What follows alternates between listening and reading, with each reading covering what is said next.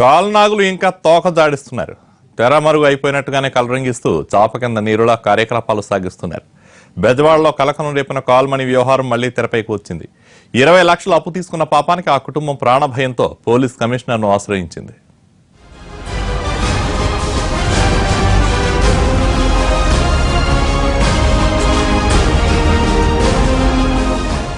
Call money వ్యాపారాలకు అడ్డుకట్ట వేశావని అధికారులు చెబుతున్నా ఇంకా కార్యకలాపాలు సాగుతూనే ఉన్నాయి.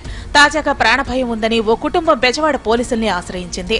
20 లక్షల అప్పు తీసుకుంటే కోట్ల రూపాయల ఆస్తులను రాయించుకుని ఇప్పుడు న్యాయస్థానంలో కేసు వేసి బజారుకు ఈడ్చారని ఆ కుటుంబం పోలీసుల్ని కలిసింది. విజయవాడలో ఇప్పటికే కాల్మనీ కేటుగాళ్లపై పోలీసులు ఉక్కుపాదం మోపారు. కాల్మనీ ఆగడాలపై విస్తృతంగా కేసులు పెట్టడంతో పాటుగా వ్యాపార సంస్థలపై దాడులు చేసి కోట్ల రూపాయల విలువైన పత్రాలను స్వాధీనం చేసుకున్నారు. ఇప్పుడు మళ్లీ కాల్మనీ కేటుగాళ్ల కార్యకలాపాలు తెరపైకి వస్తున్నాయి.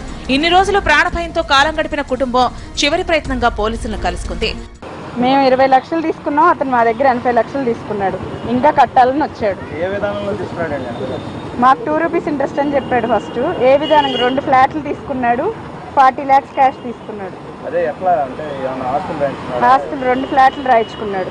కాస్ట్లీ ఫ్లాట్లే రాయించుకున్నాడు. ఇప్పుడు ఏమన్నారు? మీరు కంప్లైంట్ పెట్టారు కదా, ఏమన్నా తగిన న్యాయం చేస్తామమ్మా, ఇన్నాళ్ళు ఎందుకు వెయిట్ చేశారు, ఇట్లా ఉన్నప్పుడు ముందే వచ్చి ప్రొసీడ్ అవ్వచ్చు కదా, మీకు మంచిగా న్యాయం చేస్తామని చెప్పారు. కాల్మనీ అరాచకాలు మొదటగా వెలుగులోకి వచ్చింది విజయవాడలోనే. కాల్మనీ ముసుగులో సెక్స్ రాకెట్ నడిపిన ఘరానా మోసగాళ్లు ఇప్పటికే పోలీసులకు చిక్కారు.